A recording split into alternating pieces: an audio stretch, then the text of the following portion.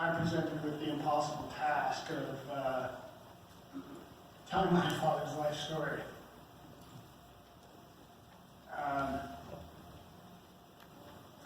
So I wrote it all down in a few pages. He lived to be 86.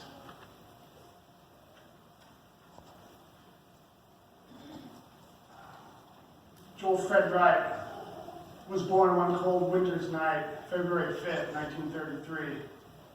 His family lived on a ranch 6 miles from anywhere at the time, so his fathers had to make arrangements for him to stay closer to the midwife, which happened to be his Aunt Eliza's house.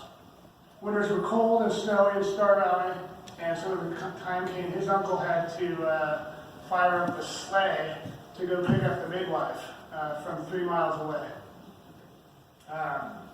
He was joined by his brother. He was preceded by his two brothers, Ellen, who was born in 1929. He was born in September, so it wasn't as cold, but they say in Star Valley there's 2 seasons, cold and colder. They've updated that since that time. They say now it's good skiing and bad. And then his other older brother, Wayne, was born in 1931. Dad was followed by his sister, Janine, known as Jan, and then his brother, Richard, his brother, Val, and then his final brother, Dale. He was born in 1933. It was the middle of the Great Depression, and unemployment rates topped out somewhere in the neighborhood of 33%. In a country that was beset by destitution and despair, but not in the Wright household. Dad writes that they were poor and times were hard, but even if they were, they never knew it. And he commented on how the community joined together and helped each other. He says that no one ever went hungry, even the vagrants, who happened by from time to time. In Dad's early years were spent on a 208-acre ranch. It was 6 miles north of Freedom in a place called Glen. There weren't any buildings around in Glen other than the familiar ranches. So if you wanted anything, you had to go to the nearest town, Freedom, which had a hardware store, a schoolhouse, a Mormon chapel, a recreation hall, a garage, and 2 mercantiles where you could get groceries and whatnot. His boyhood home was spent in a two and a half bedroom, no bathroom house, which was typical for the time. It was uninsulated, had some red rustic lumber siding. The outhouse was detached, and with the wash basin, towel, and mirror, and toiletries and whatnot on the outside as well. Water was outside and had to be pumped by hand and brought into the house. The house was lit by lantern and fire, and until 1938, when Roosevelt's rural electrification program came in, and his father worked on the construction of the plant that actually provided electricity to the valley and to the house. And one of Dad's fondest childhood memories of the time was when he said he returned home and saw they switched on an electric light for the first time. He said he was 6. Telephones arrived in the early 1940s, and it was like a party, literally. A party line that was shared by 5 other neighbor families who liked to eavesdrop on each other's conversations.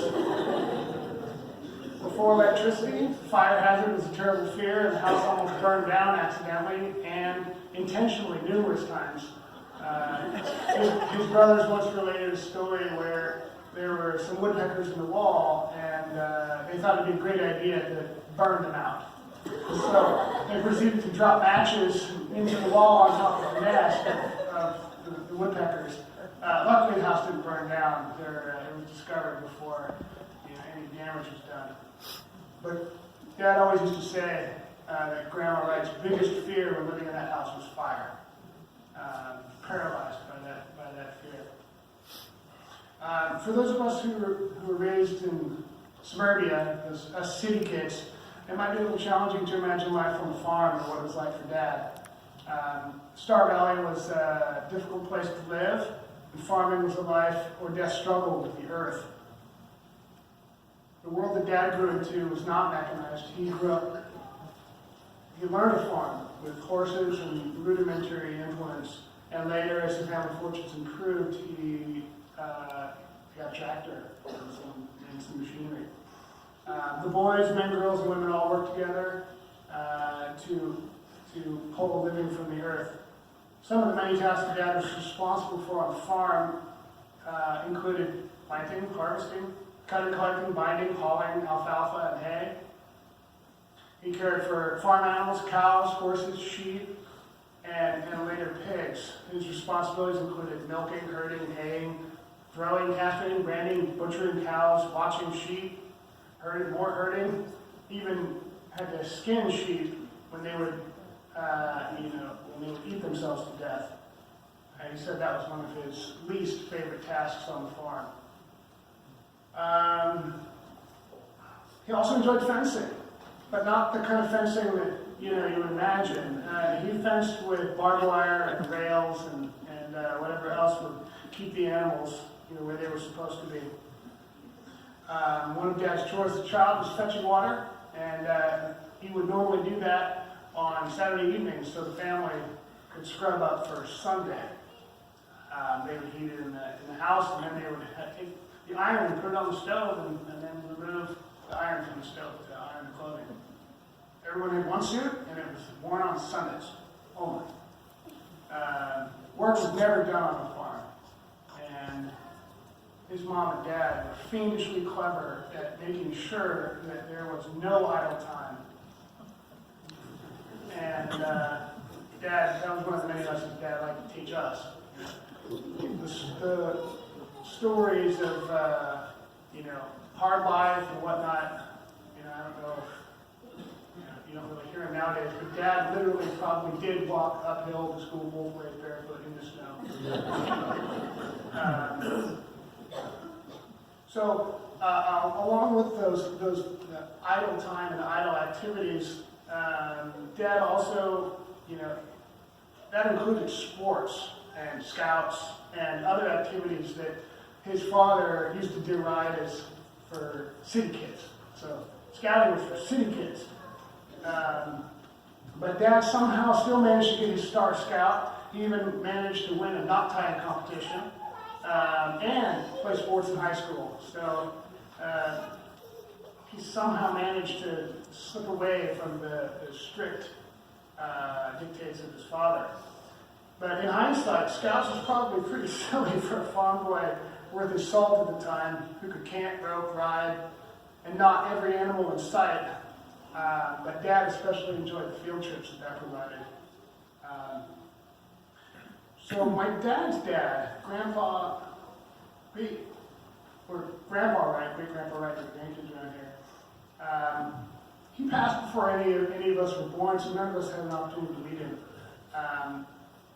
By all reports, he's a pretty hard-working, hard-charging, strict, traditional kind of guy with a mean streak that I think was stoked by the fires of the economic hardship of the time.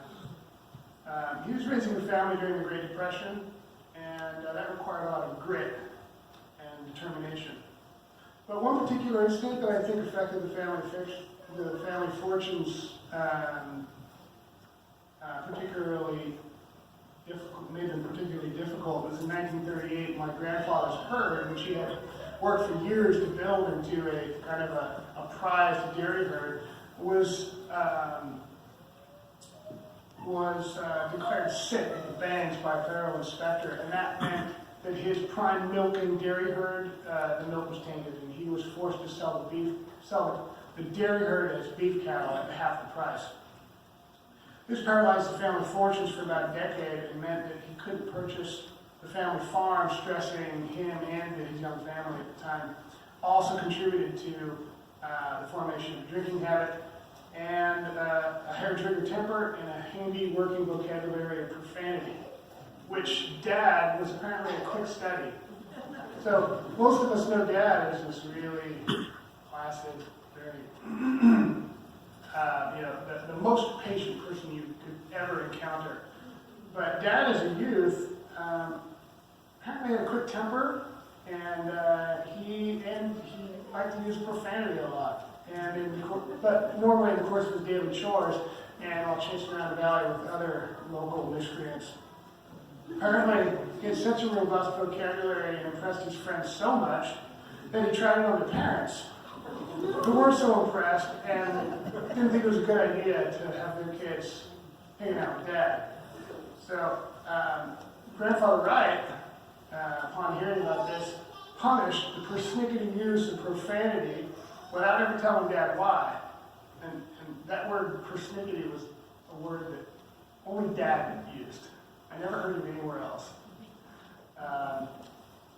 So Grandpa used to say, he said, every time the Dad would punish them, he taught them correct principles, but he never taught them why most of the time. But apparently Dad's use of profanity was such a terrific weight on his soul that when he was interviewed for his mission years later, he was being interviewed by President Spencer W. Kimball, or the future president of the church, Spencer W. Kimball. And it was such a heavy weight on his soul that he felt compelled, this is what he wrote in his journal, he felt compelled to confess, to taking the Lord's name in vain. To demonstrate the point of how this affected him as a child, he relates a story from when he was 10, milking a neighbor's cow, and how that cow swished his face with a manure and mud-soiled tail while he was milking it, and then proceeded to step in the bucket, ruining all the milk that he collected. He relates that getting swished in the face with that tail was sufficient to make even a saint swear. And while denying he wasn't close to being a saint, described how he wailed on that cow with his stool, his belt, his foot, his hands, anything else he could get his hands on, yelling and screaming every word he could think of, probably making up new ones, until the neighbor arrived to see what all the commotion was about. He said it was from that moment forward that he decided to purge himself from anger and develop patience. And then he says later on in his book that it took him to high school to kind of get that problem in check. But Dad was thorough. He, from that, when he decided to do something, he generally did it. And as kids, I have to say, we could probably count the number of times that Dad ever got angry on one hand. And when it was one of these things that was so funny. It was more funny than it was frightful. So it didn't make matters any better.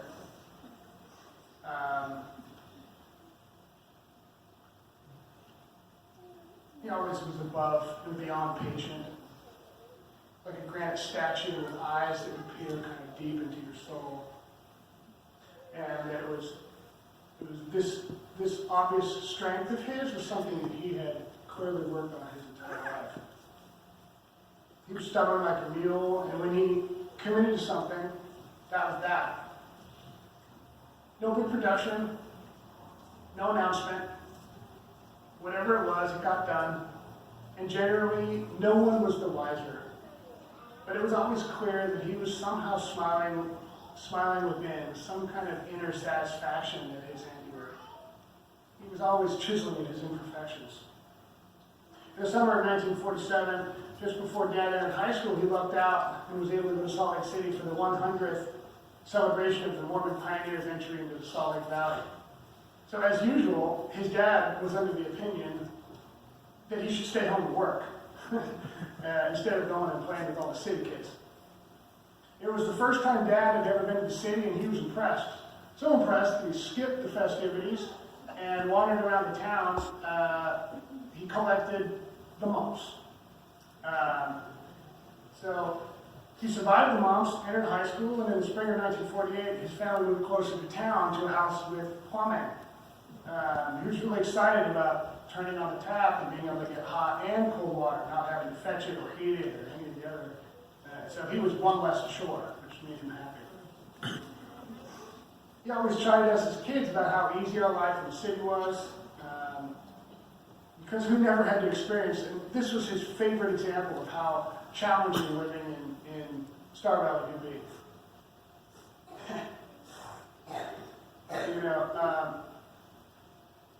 His favorite example was basically if they had to run 30 yards in the freezing cold to go to the bathroom, because the outhouse was 30 yards from the house, close to a stream. And so that 30-yard dash to an outhouse in 20 below zero in the wintertime to reach your, in winter temperatures, to reach that cheap freezing pitching position was Dad's favorite example of how hard it was to not have the normal amenities. In his lifetime, he started with none of the amenities we take so for granted. Electricity, plumbing, appliances, TV, let alone the current galactica of network toys that we have that permeate our present existence. With all the so-called progress, he was largely indifferent to much of the technology that we now surround ourselves, except the TV. The one thing he always wanted, a big one. And that's where Grandma drew the line, that's where Mom drew the line. He never got that. But he was exceptionally grateful for the addition of the computer to his law practice because it enabled him to basically hit print on the long documents that would normally require hours and hours of secretary time. He could just hit print, the entire truck document would print out with the net with only a few necessary changes. It revolutionized his law practice. Dad apparently had a knack, or he developed a knack early in life for not sticking out.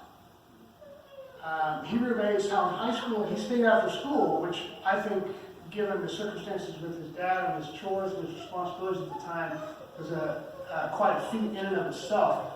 But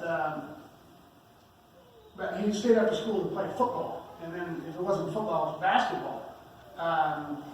And so, like everything else he set his mind to, he practiced diligently with the team, but somehow was overlooked by the football coach.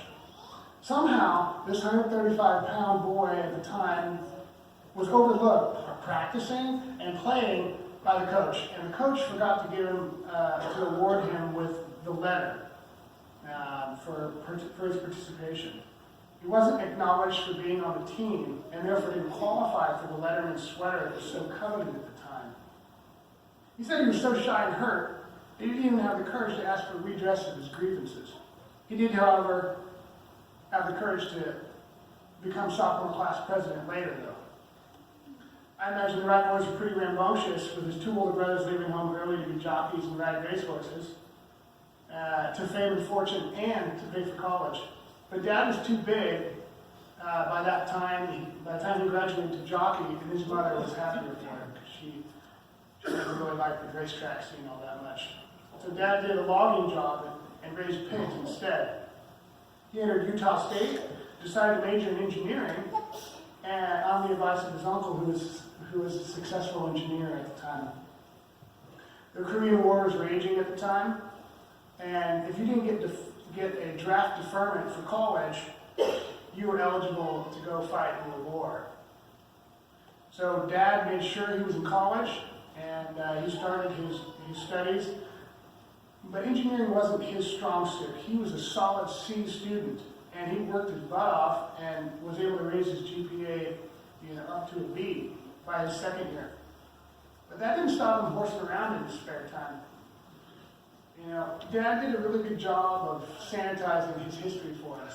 We were always peppering him to kind of find something, get a little more dirt on his, rambunctious years. But he did leave in his story, he did say he broke the word of wisdom a couple times, which for us kids just blows us away. And he also relates to the summer of his second year of college. He was at a dance, and he got in a fist fight. And, it sounds so cliche now, but apparently there was some bully that was picking on a smaller kid, and Dad did the old, hey, why don't you pick on somebody your own size? So the guy did. He turned around and popped Dad around the eyeball. He doesn't say who won that fight, but, I'm sure it was a pretty good Manichaean struggle between the two. But he said it was broken up before any harm could come. And then he names the manager that broke up the fight. So, no matter how rambunctious he was, there was just no escaping who you were as a person in Star Valley and the surrounding countryside, because at the time, 90% of the population was LDS, and everyone knew everyone. Everyone was either related, bound by the covenant, or the other 2% was probably the tourists. So Dad's fist-fighting rambunctiousness left him in a state of bemusement, and he was wondering what to do with his life at that point. He said he wasn't really too thrilled about entering his third year of engineering, and with the Korean War at the time, he felt he had to make a radical change. At the time, only one boy from each ward was allowed to serve an LDS mission. And it never even occurred to Dad to go on a mission, because he never even thought it would be possible. But apparently he had an angel in his corner. That angel was the wife of his older brother, Wayne LaRue. Her father was the bishop at the time, and he chose Dad out of the boys in the ward to serve a mission. That put an end to Dad's fighty, rambunctious phase, and fixed his indecision. And he straightened up, mission quick, to face down the interview with President Spencer W. Kimball and reckon with his profane use of the Lord's name in vain. Dad was called by President David O. McKay to serve the Central States Mission, which covered Oklahoma and Missouri at the time, in October 1953. He served for 2.5 years. And those 2 years, I have to say, more than anything else in his life, had a profound effect on him. He always referred back to his mission. That seemed to be the starting point of Dad's, core being. He had never borne his testimony until he entered missionary training. There was no center at the time. It was 1 week. Missionary training course, I guess you would call it. And that week was hosted by a Gordon B. Hinckley. But in the Central States, he found himself in what I would call hostile territory, surrounded by Southern Baptists. And as a result, they had difficulty finding lodging. But they were always able to find some pretty flea-bitten, rat trap holes to live in. And he was also able to find, many souls to enter the waters of baptism. He concluded his mission successfully, returned to Star Valley, starstruck by his 2 years in service of the Lord. And while he was gone, the world had changed dramatically. The Korean War had ended. And so when he returned to school, he changed his major to political science and economics and decided to go to law school. His GPA jumped to full point, but he still had to reconcile his service in the military, because at the time, military service was compulsory, 2 years. So he found a solution. It kind of happened by happenstance. He didn't really plan it, but it just worked. He failed ROTC. He failed the military. And as a result, he no longer had a 2-year commitment. He was faced with a different option. Now, at first, he was devastated. Failing the military. His brothers, were very successful. One went on to be a Top Gun and a colonel in the Air Force. But it turned out to be a godsend, because if he hadn't failed, he would have never had the opportunity to go to law school. So, Dad, it was like a light bulb moment. He was able to, he figured out a way to work the bureaucracy, and he was able to sign up for the Army Reserves, which required a 6-month commitment instead of 2 years, and then the weekend warrior. So he entered the Army Reserves, missed his graduation as a result, and was able to apply and go to law school. He applied to 3 law schools, USC in Los Angeles, Bolt Hall in Berkeley, and George Washington University in Washington State. He chose USC because it had a night school that would enable him to work his way through school. So while in law school, he had a pretty rigorous schedule. It was just like working on the farm, sun up to sundown, pretty much. There wasn't much time for play, so he was used to that. At the time, he made a vow, and this is another thing he always told us about. about keeping the Sabbath day holy and reading the Book of Mormon every day. He says it gave him balance to his life and gave him a fresh, clear mind for studying. He didn't make much time for dating or socializing, only on Saturday evenings, so he was a pretty confirmed bachelor. He had 2 jobs in law school. He worked for a large law firm, Old Albany and Myers, for 1 year, and clerked for Warren Christopher, who was future Secretary of State for Jimmy Carter. And then he worked in the trust department of the United California Bank. Law tuition at the time was $1,080 per year, equal to about a quarter of his earnings at the time. He finished his studies in 1962 and graduated with the 1963 USC Law School class, passed the bar first try.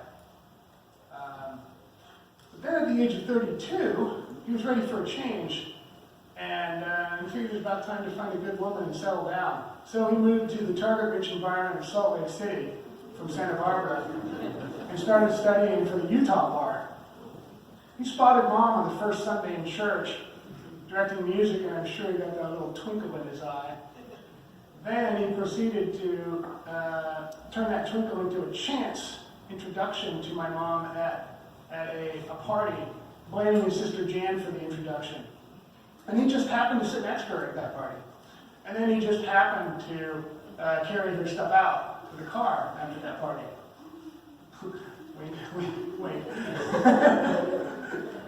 I'm convinced that Dad was a hoarse whisperer. I don't know.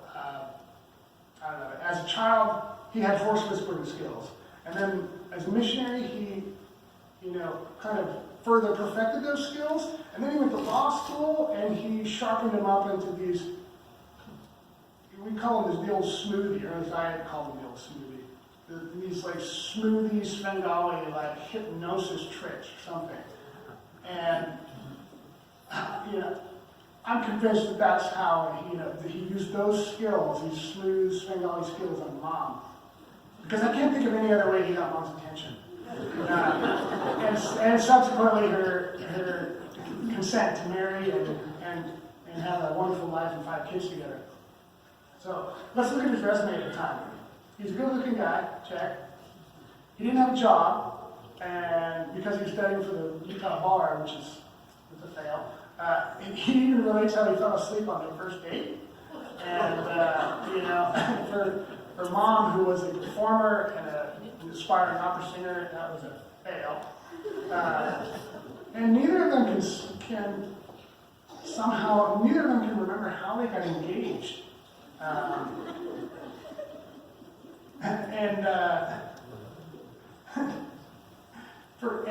After dating for 6 weeks, they can't remember, how that took place, and we still boggles our mind. And for me, it's the coup de grace, or the coup de grace, I haven't pronounced that French. It's still a mystery to this day, and it's a secret that Dad took to his grave. It's the first kiss story. I mean, we never got that one.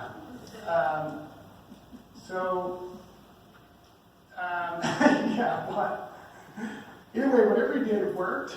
Dad's smooth Svengali tricks, they worked on my mom. We, for years, tried to get them both to explain to us how that worked. But, so Mom and Dad were married August 12th, 1965, in the Blue Room of the Manti Temple.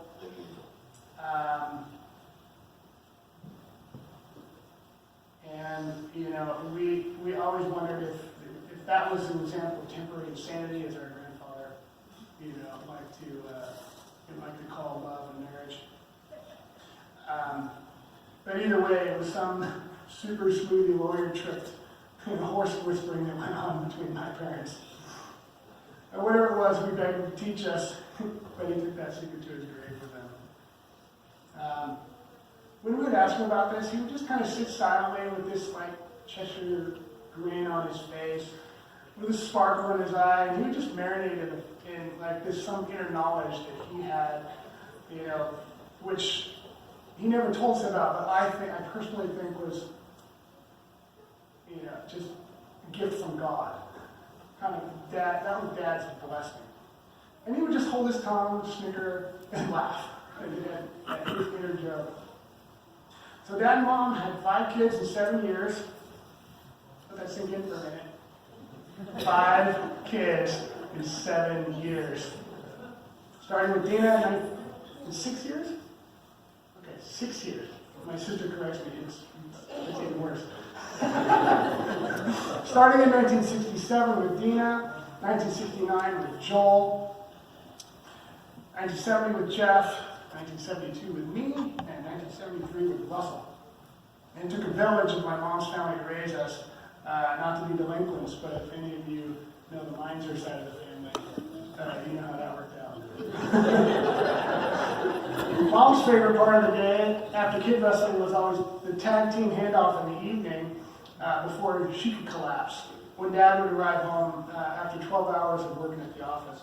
And Dad's favorite part of the day was when, after getting wrestled from the front door to dinner, he could pray. Dad loved to pray. And that was his favorite part of the day. Because that meant he could then wrestle us kids into bed and planning and settlement. But for years, he pretty much practiced any kind of law that would put food on the table and get the bills paid. And as always, he favored the underdog. The kind of service that he practiced in his life and in church, he also practiced in his law practice. And that wasn't necessarily the most successful business strategy at the time. The law practice was a jealous mistress, and even with all the time that Dad spent at the office, his heart was elsewhere. He practiced until 2002, at which point he retired, selling his practice. And then he did what he really wanted to do, which was be a missionary again. Dad was a missionary. He was a stake and award missionary for almost his entire life. And when he finally retired, he was able to finally go out and be a missionary for the church again in the world. So he and Mom, they went to the Albania-Tirana mission in 2002. And even though they didn't speak the language, it wasn't a bit of a problem because Dad and Mom have just that spirit, the wink and the smile, and on their side. They enjoyed their time in Albania so much so that they petitioned the church to do it again in the Philippines.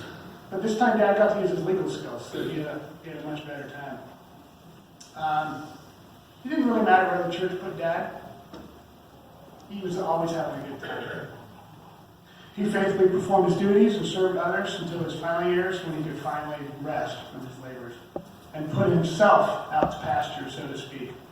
So he did just that. They bought a home in Wyoming. I call it the pasture. And he and my mother, would go up there and enjoy the weather when it was good, not when it was cold. So even though he lived in California for most of his adult life, it was obvious that Dad's heart always remained in the land of his birth, in Star Valley. Wyoming, for my dad, was the missing puzzle piece. It seemed he was different when he was in Wyoming. And a different part of his personality came back when he was close to the dirt and the relations of his youth. Dad loved to read. He especially loved to read his scriptures and his gospel doctrine books. He loved to pray. He loved going to church. Dad loved serving in the temple. Dad loved service. As adults, I guess I can speak for myself. As an adult, I would always go to Dad with my problems, and I would say, "Hey, Dad, what do I do?" And Dad always, would softly kind of say something to the effect of, "Well, say your prayers, fast, pay your tithing, and magnify your calling, and the Lord will bless you." That was the solution to everything for Grandpa, for Dad. And that's how he lived his life. Dad was a soft-spoken, patient man of few words. At least he was until he started a sermon, or started teaching gospel doctrine, or praying, or anything else that had to do with his service to the Lord. You could pray until your knees hurt. And most of the time, you almost never knew he was there. He was so quiet. You never knew he was there until he was given an opportunity to really step forth and serve. He was a defender of the faith. He tended to the needs of the helpless and the heartbroken. His heart was always faithfully devoted to his belief in God, his son Jesus Christ, his beloved wife Jackie, his 5 children Dina, Joel, Jeff, who's not with us today, me, Greg, Russell, and his 16 grandchildren. He was a Star Valley, Wyoming original. He was hardworking, authentically kind, gentle, honest, stoic man with impeccable integrity. His word was his bond. He wasn't generally interested in material things because the gospel was his currency. He preferred quietly working behind the scenes, serving others diligently, allowing others to bask in the spotlight of his work most of the time. He personified that picture of Christ knocking on the door without the doorknob. He was like an invisible force, holding everything together, always present, selflessly working for the betterment of others, whether or not they appreciated it or recognized it. He didn't care. He basked in that blessed Cheshire grin, always knowing the blessings of joy, contentment, and peace were his to receive and share. He passed in the same way that he lived his life, peacefully, without even a ripple, or barely a ripple. All the roles he played, farm boy, cowboy, missionary, student, husband, father, attorney, scoutmaster, bishop, all fade into insignificance in the face of the legacy of love he bestowed upon us. He was my dad. He was loved by many. And now that he's gone galactic, I don't have to say goodbye, because he's all around me. He's all around us, unfettered, supporting us with his love. Dad, I love you.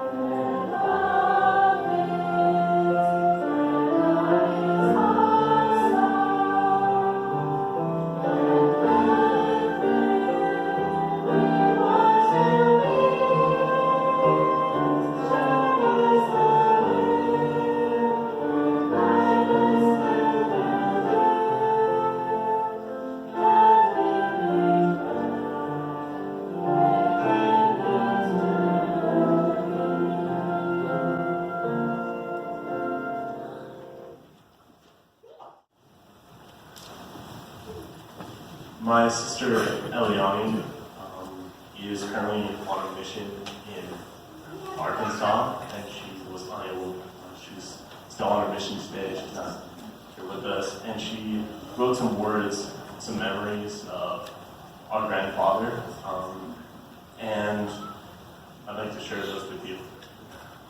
She writes, "My grandpa led by example. He wasn't loud and didn't speak with his words. Rather, he spoke by his actions, and his actions came from his heart. He loved his Savior and the gospel of Jesus Christ. Every time we would go to the house of the Lord, the temple, my grandfather always came along. He knew the gospel was true, and he did everything in his power to magnify his calling to build the kingdom of God here on the earth. My grandfather taught me the importance of prayer. He taught me to fervently and confidently ask for God's divine power in humble and heartfelt prayer. My grandfather taught me how to love. He cared about his family so deeply. Every time we went to my grandparents' house, he would always open the door, welcome me by name, give me a hug, ask how I was doing, and tell me how glad he was to see me. My grandfather taught me to keep on going, even when I didn't think I could or my abilities said otherwise. He sang loudly and clearly, even if it wasn't on tune. He never gave up on any of his goals. I will miss spending the night at my grandparents' home, waking up early to sit at the foot of their bed and seeing them read their scriptures together. I will miss him pulling out the honey so I can put some on my toast. I will miss his laugh. I will miss his skill of making the best sandwiches. I will miss seeing him sitting on the couch reading a book before he would eventually fall asleep. I will miss his stories about how he traversed his way to school through 5 feet of snow. I will miss his calm leadership.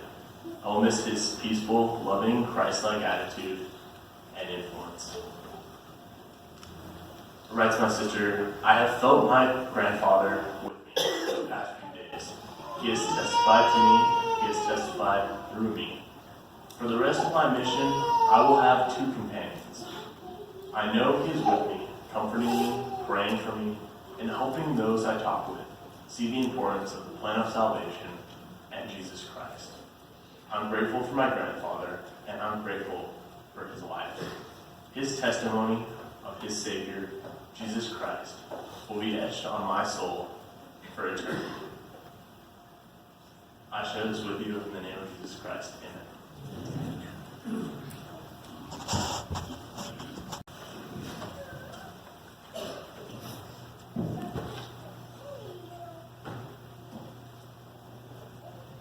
Forgive me if I can't control my emotions, because there'll be tears of joy and love for you, Jackie. Thank you for this special privilege to be with you at this time, and for the opportunity to express my relationship with my brother Brad. Each brother is special, and we'd like to think that they're the only brother, but each one has a special balance, a special piece of love that we enjoy one with another.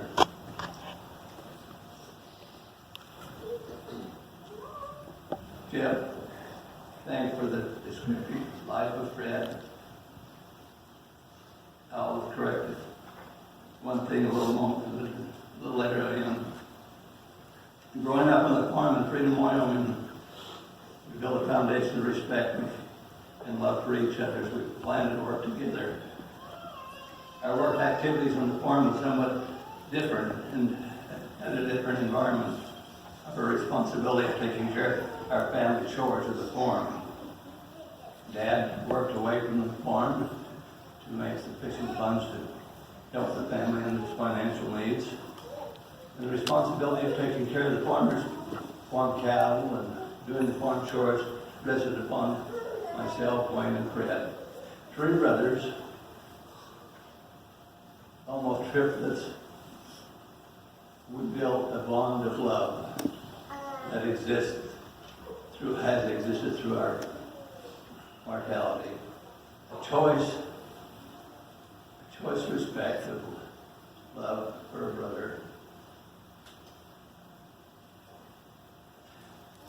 That was a true example to me as a servant of the Lord. It took 3 brothers to harness a team of horses to go get the hay from the haystack, put it in the feeder, and harness a team, milk 10 head of cows, and then retire to mother's mommy cooking.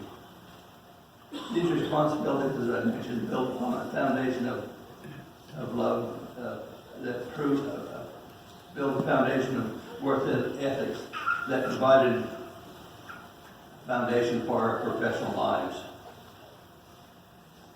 We had 100 head of sheep, and Fred was a sheep herder. He had a distinct dislike for those sheep. They were never in the place where they should have been, and he didn't always get them in the place where they should be. And he said, I think it was probably one of the biggest challenges Fred ever had in his younger days. The closeness of work and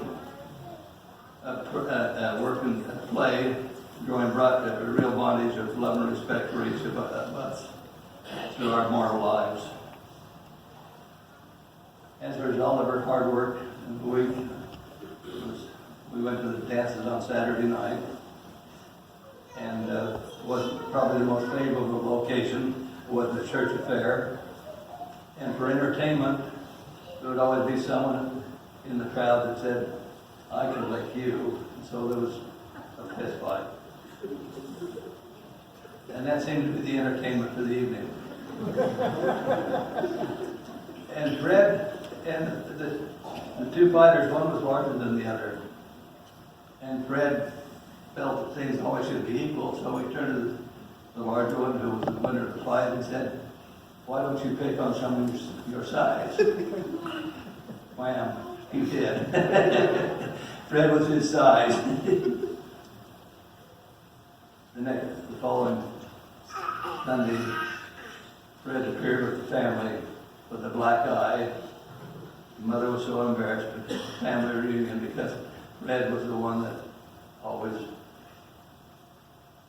was the most respectful to his mother, I think. Anyway, wasn't something that her mother cherished, that she'd have a son that would participate in the fight on Saturday night. Fred redshirted at Utah State as a freshman, and he didn't have a place to live. Lou and I, my wife, had rented a small home. We were at Utah State. I was a redshirt there and going to college. And we rented a small home, and upstairs in it. So Fred lived with us for the first year of his college, and he was an easy keeper, and we enjoyed him.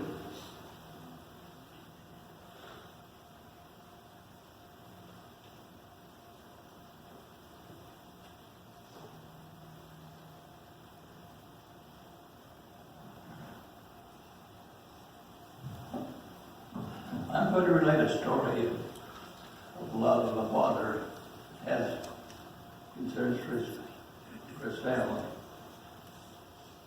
Our father, who had emphysema, was not well, and we were living in Cheyenne, Wyoming, and I suggested to my wife that, and Dad was in the hospital, suggested that I ought to go see him because we didn't know how long his mortal life would exist. She said, "Why don't you take Ellie Lou, our youngest daughter, with you?" And so I had the privilege of being with my father for a week in the hospital. There wasn't much conversation made because he slept a lot. The morning that I departed was not an easy task. And he had been visited before my arrival to the hospital by his sister, younger sister, who had a family of 6. And he related this to his business partner, who was a cousin, Wilford Hemmer, that this sister had not accomplished a lot in her life financially. she has accomplished something more than I've accomplished. They have raised their children, and they're all within a short distance of one another, so they have a family relationship that I don't have. And then he said, and I don't know where my children are at. And he really didn't know where his children were at. A son in Vietnam as a fighter pilot. I was in Cheyenne, Wyoming. His daughter Jan was in Iowa State going to college. Red was in Sacramento, California. Dick and Dale were riding racehorses in New York and New Mexico. And here's a father that's now passed away 2 days later, going to his final resting place without knowing where his children were, what they were doing. But I assure you this day, there's a great rejoicing in heaven because all those children have been sealed in the temple to their parents. That will be the first to join them. And we're thankful for Fred's example. A father never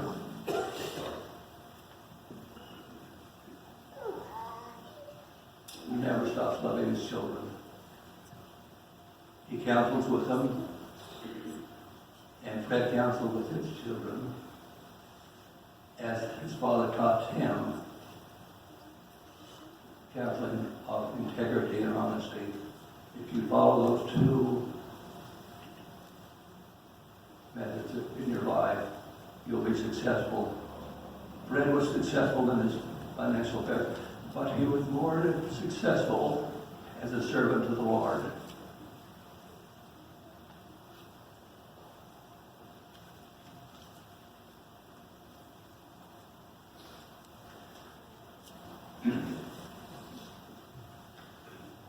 What visions of the pastor called to memory on beyond the fire of man's Lord face. Time lived is time lived. Time gone is time gone. It's time gone. Now the task at hand is to so live our life today that tomorrow we will welcome our memories. The desire of Fred would be for each of us to recall to memory a special moment, a teaching moment, a moment of love or a moment of distraction. But as we recall that moment from our hearts, we remember Fred. And we will have a blessing because of that moment. Let me relate the moment that I remember Fred. We were in Cheyenne, Wyoming, and had prepared to go to the temple in Salt Lake, and we would be staying with Fred and Jackie, and they were newlyweds, and that's okay, and we loved that. And Fred would be my escort in the Salt Lake Temple. And so the morning that we were to go to the temple, we gathered around and prepared to go to the temple, and this is what I remember. Would you like a word of prayer? I've had the opportunity to express that same expression in my service. Would you like to have a word of prayer? So thankful for Fred and that example. And as you recall that moment to you, you will be blessed as well.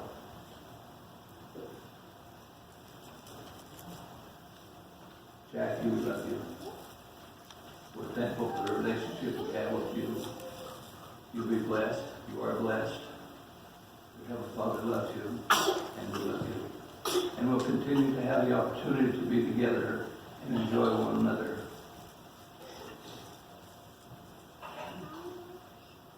Everything is true in the gospel.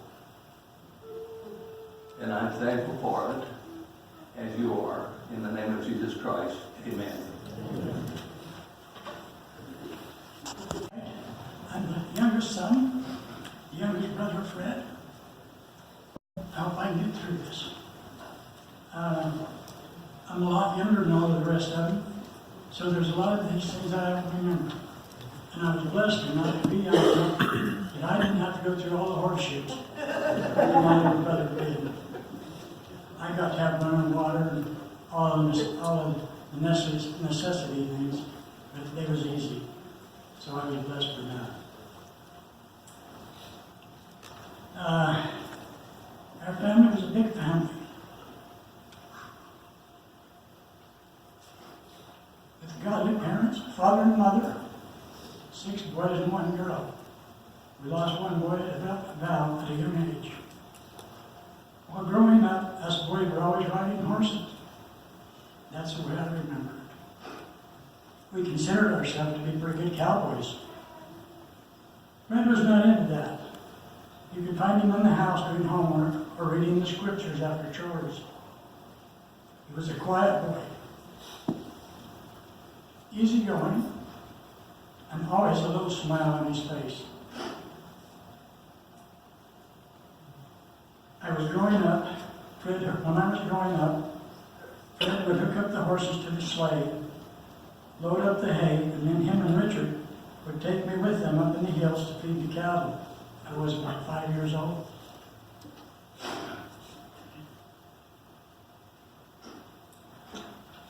Fred would fix the reins for me so I could drive the horses while he and Richard would toss the hay to the cattle.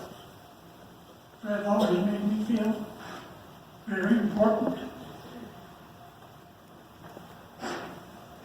Little did I know that those horses knew the way all by themselves.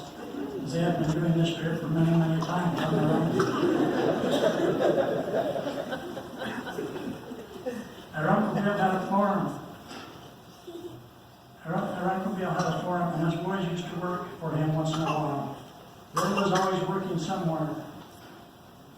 When we moved to Freedom, he built the corrals for Dad, all the corrals with railroad ties, and dug all in post holes, and it was a terrible job.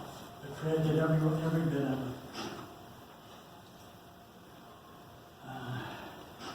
And he did that because our father was a cow buyer, and he brought a lot of cattle home. Fred could be found most always working somewhere after school or in the summer to pay for college. One time, him and Richard were making feed for Uncle Bill's pigs. Richard would be inside the silo, shoveling grain out to Fred, and Fred would be outside chopping it as it came out. It was hot, dirty, and hard work in this hot summer, but they got it done. Later that fall, Richard ran into Uncle Bill at the store, and he said to Richard, "You boys did work hard on that feed for me this summer. Great job. I really appreciate it. It was well worth the money I paid you." Of course, you know what happened next. Richard headed home to jump Fred about the money Uncle Bill paid Fred, and why he had not received any of it. By this time, Fred was well on his way to be a good lawyer, and by now he knew just how to handle these cowboys. And he said, with a little smile on his face, "Well, Richard, you never asked for any."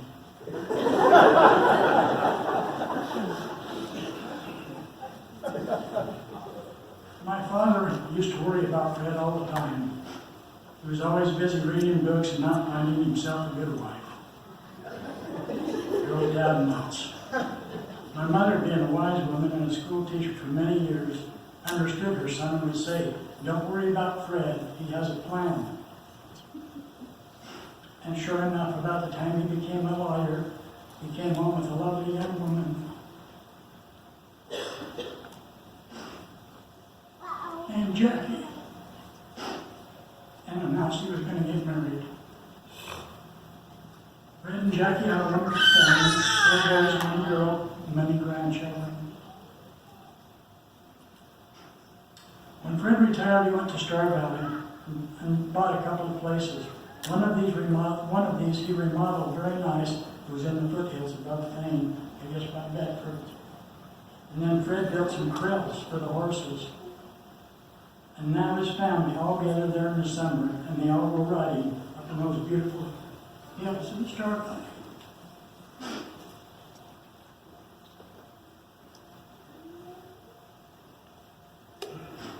Fred was a wonderful man with a special spirit that started with all of us he came in contact with.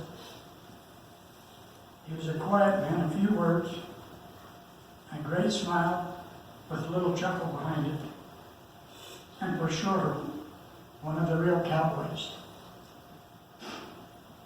with a plan for a special way of showing love and kindness to all that he touched in his time here on earth.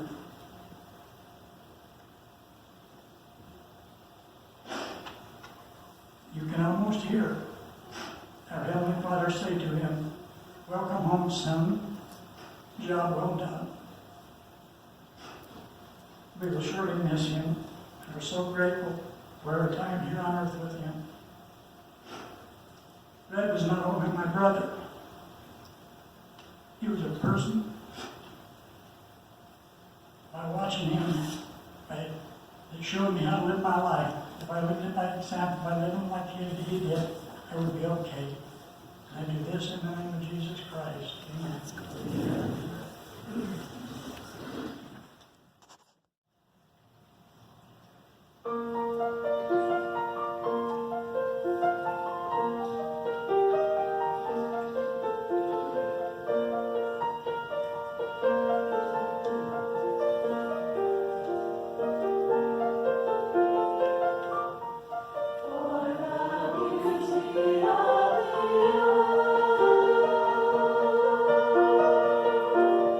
Oh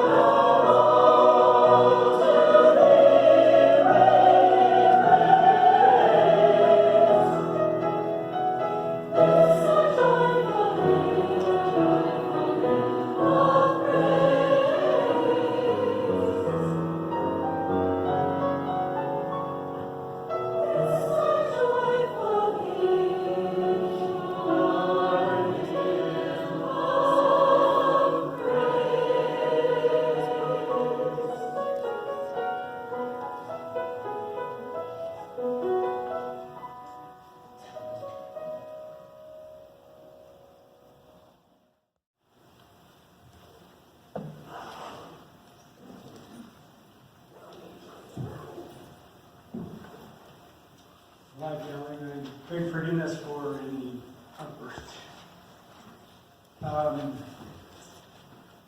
My father was a great man.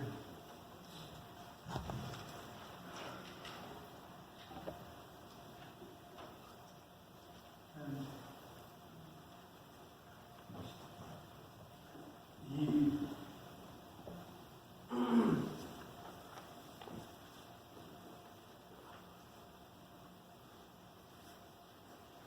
he was a quiet man.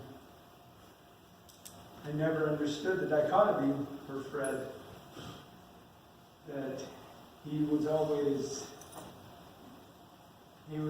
very solid, morally, ethically, in every way. When I think of Fred since his passing, I think of all the virtues and vices that humans have, and I can't think of any vices. And Fred was unique among all the men that I've ever known, in that he seemed to be able to root out his vices. Greg, thank you for giving me eulogy, as that's something I couldn't have done. Some of the stories that have been told, like Fred, I've heard that story a couple of times where he had that experience with the cow stepping in the milk. And the reason I heard it a couple of times is because that was a changing point in Fred's life.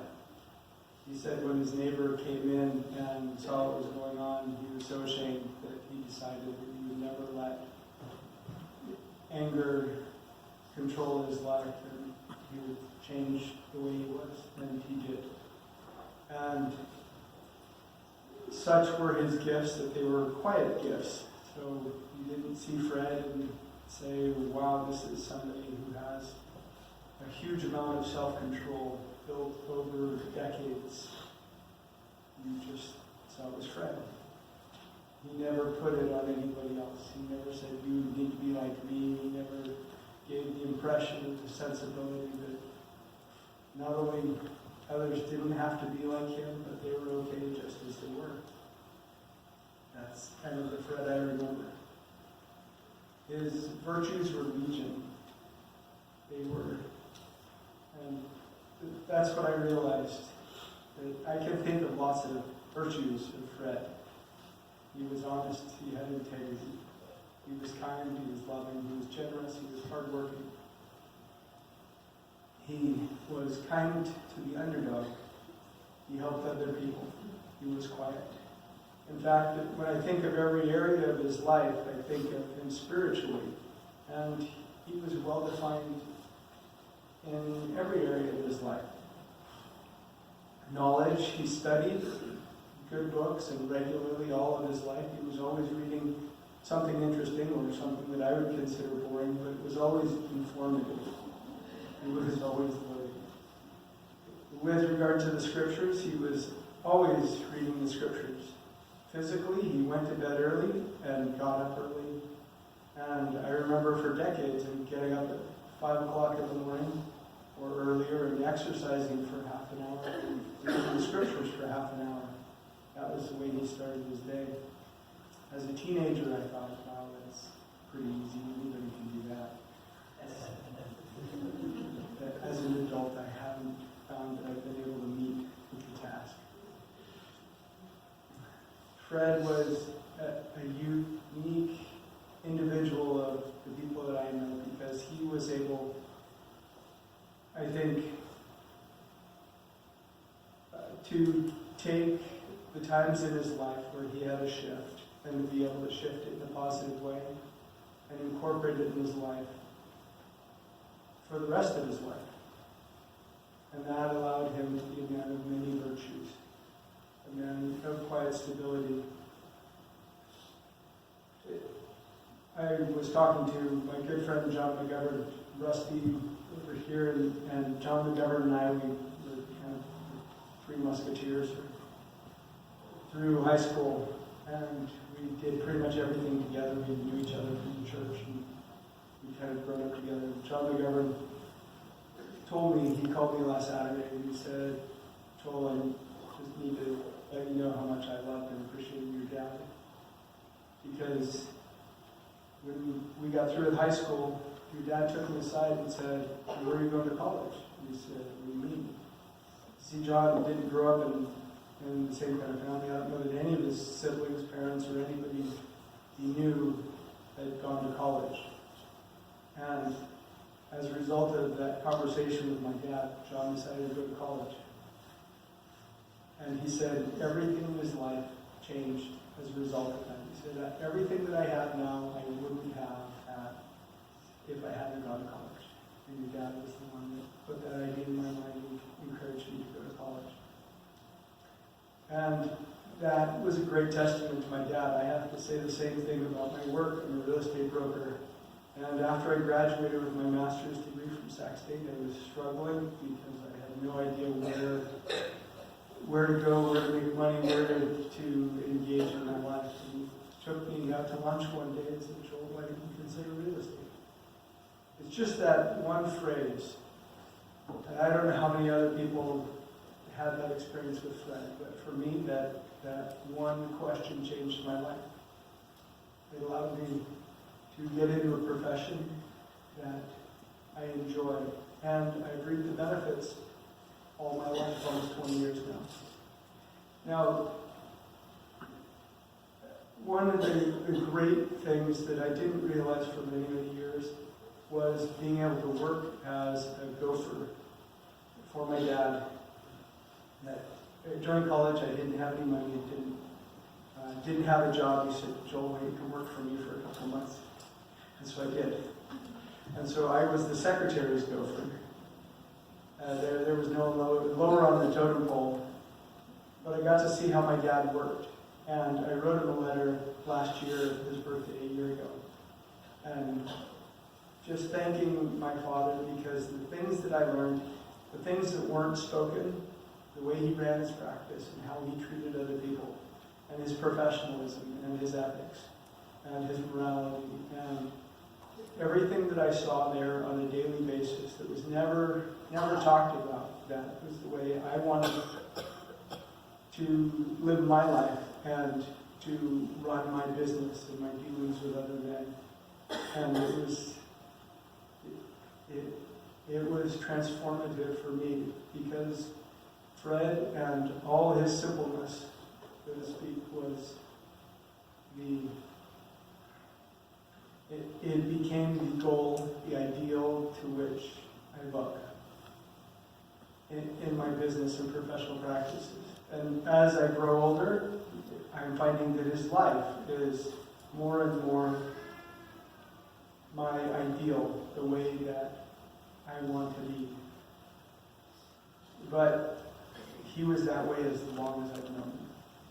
He was an absolutely incredible, amazing human being. And I think that many people, and I include myself among that, would get irritated because you'd ask him where he'd want to go for lunch, and he didn't care. So come on, you have to have some motivation. You want Chinese or chicken or Mexican, what do you want? He really didn't care. And you'd ask him about clothes, and he didn't care. You asked him what television show you wanted to watch, he didn't care. You asked him what he wanted to do, he didn't care. And I didn't realize until after he passed away that I think Fred had, at a very fundamental level, changed the things that he didn't like about himself to the things that became virtues. And he was able to do that as a result of the Savior being able to repent in the gospel of Jesus Christ. And that because he saw things in himself when he was young and a little more crazy, and he saw those things in himself that he didn't like, and he changed them and became a new person. And that he was ever grateful. And for Fred, the gospel was all important because of that. It allowed him to change and become a new man. And that was the example that I grew up with, is Fred as the new man. And what an incredible example is that for all of us.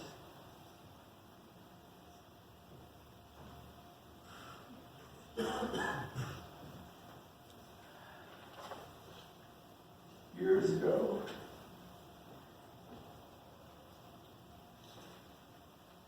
When I was studying Plato, there was a line that I read, and this spoke most truly to my heart about my father. And it's from the Phaedo, when Phaedo is speaking to someone else about the death of Socrates after he eats the hemlock. And Socrates, one of the greatest of all men, who contributed more than most to society and civilization, is accused falsely and condemned to death. And he eats the hemlock and he's with his friends. He sent the women away because he doesn't want them crying. And this is what Phaedo says when it comes to the end.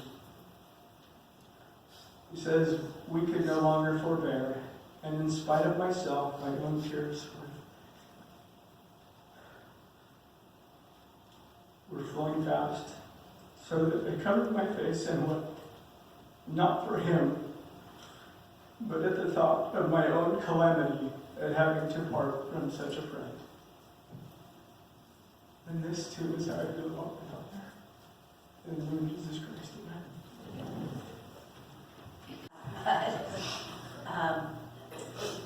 Jeff is off delivering a baby, so he was not able to be here, but he wanted to share his love and his thoughts about his father. So he asked me to read his talk. He said, he taught me peace by example. He taught me to have gratitude and faith. He taught me quiet service for the needs of others, not for personal gratification. When I felt wronged and betrayed, he taught me how to forgive and to go the extra mile to love the betrayer.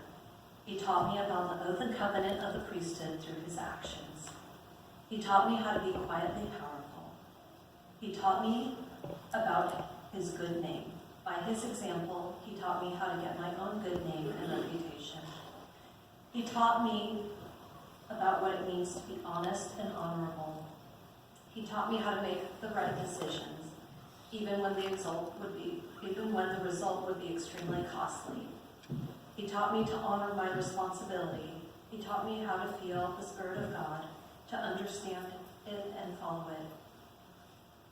He taught me how to act with peace in a tumultuous world. He taught me to cherish my God, my wife, my children. He taught me to listen, to understand. He taught me to endure to the end. He taught me about true religion and what it means to live it. Be humble even when it hurts. Love everyone, including those who act like enemies.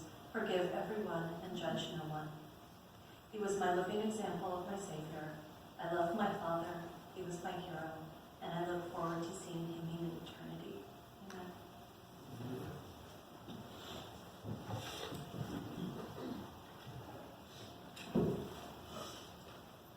I'd like to say a few words about my dad, and I echo what's already been said previously. I have a lot of great memories of my dad taking the family skiing when we were little. He would pile everyone in the car, and somehow his boys came home in one piece. He would take us skiing in the Sierras and also in the Wasatch Mountains. We heard stories of his wooden skis and how he had to strap them on, and how he had it, how we had it good because we got real skis and we could just click in. We would spend the evening before the big day waxing up our skis and sharpening the edges, then doing the phantom chair exercise against the wall to strengthen up. Most recently, Joel and I had the opportunity to ski with him in March of 2017. He probably wasn't medically cleared that day, but he had the faith of his two boys and others to get him through. He really enjoyed himself. My dad loved to ski and passed his passion on to his children. For years in our house, we did not have any TV. And I remember that we would kind of, it got a little one and we would take it into the closet and watch it. My mom always knew. But somewhere along the way, and Mom, you can correct me at lunch if you think differently, he had gotten a big TV and he brought it home and my mom says, "What's that?" And And he said, well, I needed something to watch church videos on as a bishop. So I couldn't argue with that one. My dad set a great example of what priesthood responsibility meant. I have memories of going home teaching with my dad and watching him show Christ-like love to people of the war. He read his scriptures tirelessly every morning in the bathroom, same chair at 5 a.m. for years. I have memories of him when I was faced with challenges that I wanted to reason through, telling me to quote, say my prayers and everything will work out. I realized later in life that he was right. My dad spent 5 years as the bishop of the Hurley ward. He received the mantle from my Uncle Jan, who was bishop previous to him. I remember a time when I was tinkering with my Uncle Jan at Grandpa's shop, and as I watched my uncle fixing something, he said something to me that seemed to be a diversion and off topic. He said, you know, your dad is the best thing that happened to the Hurley ward. The comment got my 20-something brain and heart thinking. I knew what he meant because I knew the character of my dad. The ward at the time had large families, small families, part-member families, youth, singles, and of course, odd ducks and misfits. People at all stages of life and places in life. My dad provided, as bishop, the gentleness, kindness, and an understanding that many of the ward members needed. He loved his Father in heaven and lived his life to be worthy of his Father's trust. He served lovingly and touched many people's lives. Over the last 2 years, my schedule afforded me a lot of time to spend with my parents. On one particular occasion, I noticed while grocery shopping that my dad was limping as he walked. None of us could figure out why. So we called the family doctor, my brother, and he told us to do a test, squeeze the bottom of his feet and see how long it took for the blood to come back into circulation. My dad didn't pass that test. So we took him to the emergency room and he was promptly flown to Salt Lake City from Wyoming. I had the chance to fly with him as his travel companion. I kept him company until my mom arrived the next day with his things. Shortly after arrival, she asked if he wanted a blessing, and he pointed at me. There are two things that are important to my dad when fulfilling the priesthood responsibility. I had to shave my full beard and get a white shirt and find a tie. So both my mom and I worried about the practical and the logistical nature of this request since he was in line for blood clot surgery. I was not going to put up a fuss if that was what he wanted. I proceeded to act upon his wish. The beard took twice as long because of its length. The GPS guided me to the nearest DI, and I found and bought the appropriate items. When I was returned, he was surrounded by friends from their mission and came as soon as they could. As I entered the room, the nurse walked out the door saying, "You have 5 minutes." He really had to go to the surgery room. He was on a limited schedule and needed to get to surgery. I have no memory of the content of the blessing, but upon completion, tears welled up in my eyes. This was such a great opportunity for me to serve my dad, and it was something that he really appreciated. And I remember, I think last summer or something, I asked my dad, we hear a lot of how he was a hard worker and he toiled a lot. And I said, "Dad, what are you doing?" He's like, "Nothing." And I thought, after 86 years, he's earned that right to say nothing. So to sum up, my dad loved his Father in heaven. He loved the gospel of Jesus Christ. He loved his fellow man, and he was faithful until the end. I love you, Dad. And this is, I say in the name of Jesus Christ. Amen.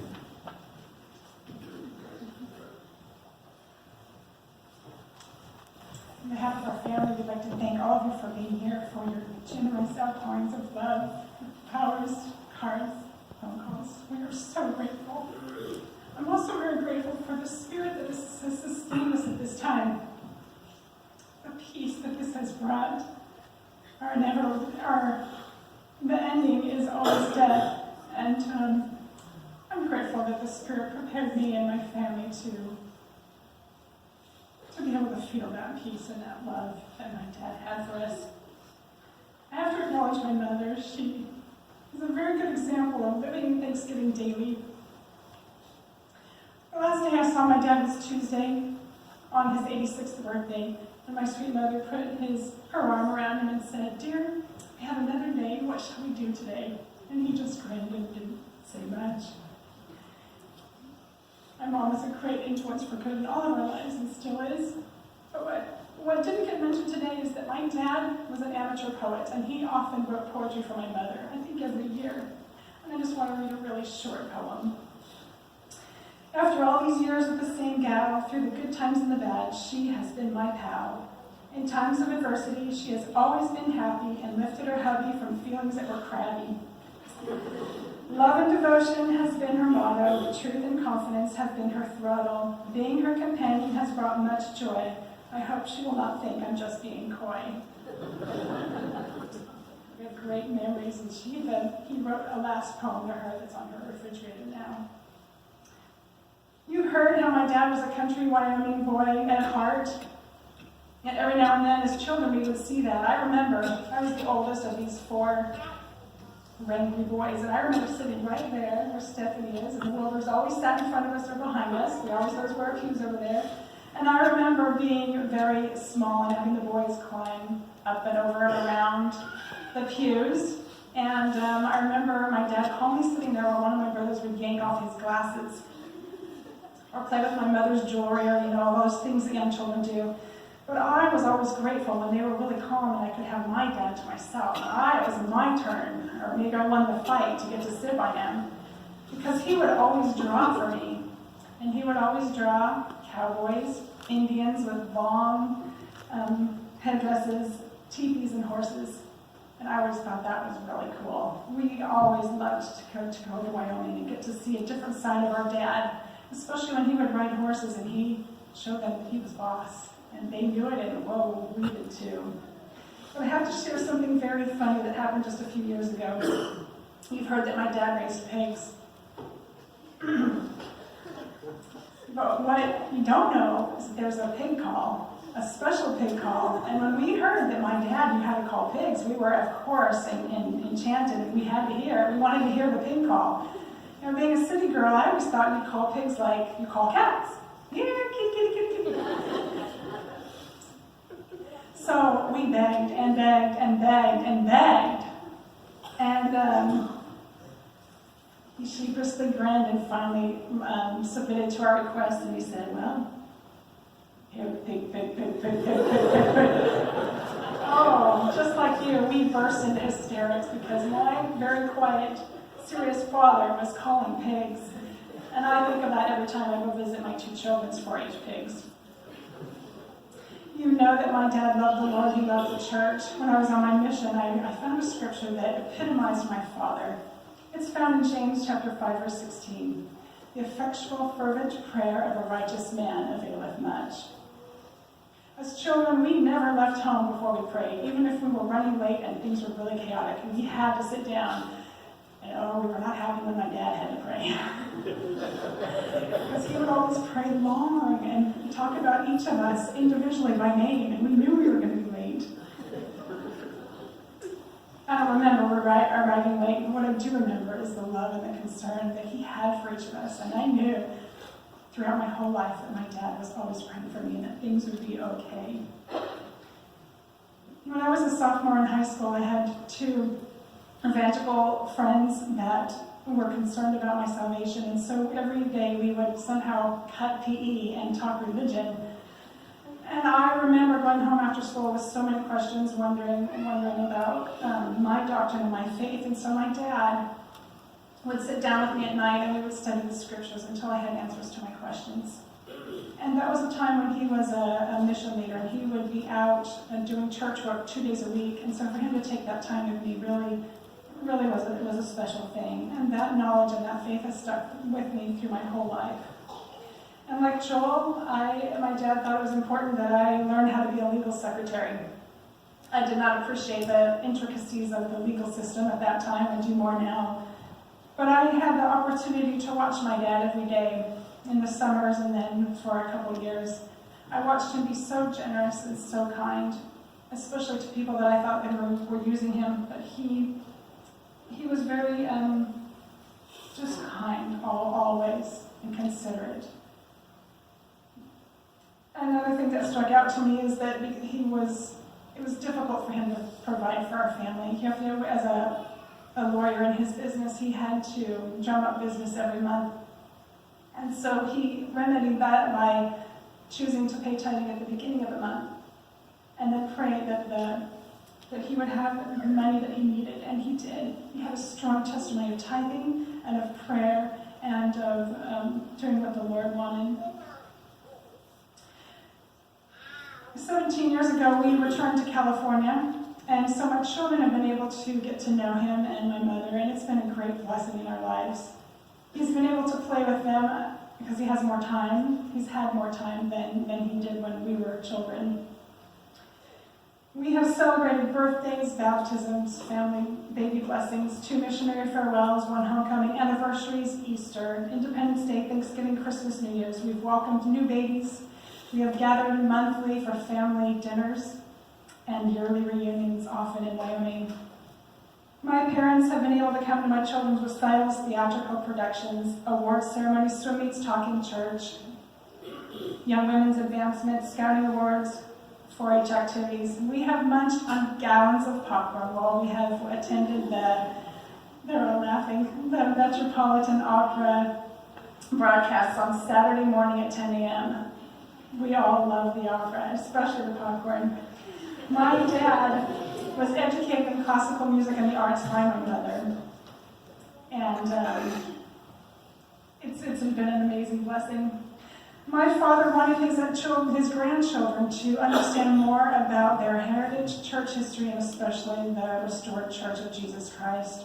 So he and my mother just devised a plan that they would create an incentive program for an offer to all the grandchildren age 12 and older, where they would have to meet certain requirements of reading certain church history books, including the Book of Mormon and the 4 Gospels, right? So do some research, write some papers, and then for reward of all this hard work, they would take him on a 2-week-long adventure to New York and to Kirtland. And so far, 7 of those grandchildren and 5 of our 6 children have taken that invitation. We have seen my dad sleep in exotic places. The California coast, the sword shop in Toledo, the train to Florence, the rice fields in India, the Bosphorus River in Turkey, Independence Day fireworks with a child in his lap, the symphony, the opera, my couch, the stand holding his scriptures. His last 5 years of life, he wasn't able to talk very much.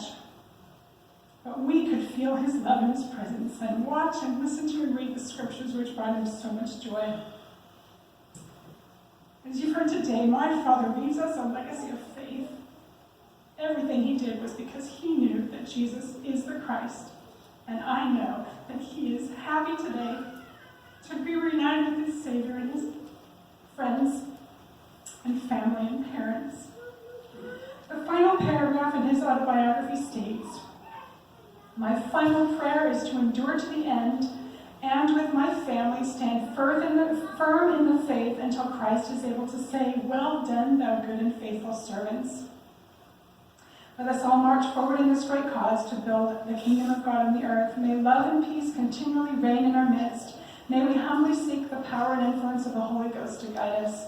May we each fulfill his or her destiny. May the Lord continue to bless our family, and may we all continue to follow him. What manner of people ought we to be, even as he is?" We are grateful for a Father who taught us these things. Thanks, Dad, for staying true to the Savior and his gospel.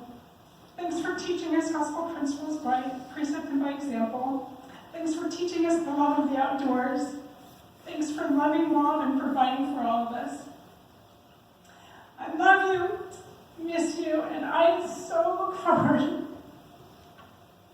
to reuniting someday at the glorious resurrection, when thanks to the grace of the Savior, our tears will be dried and wiped away. In the name of Jesus Christ, amen.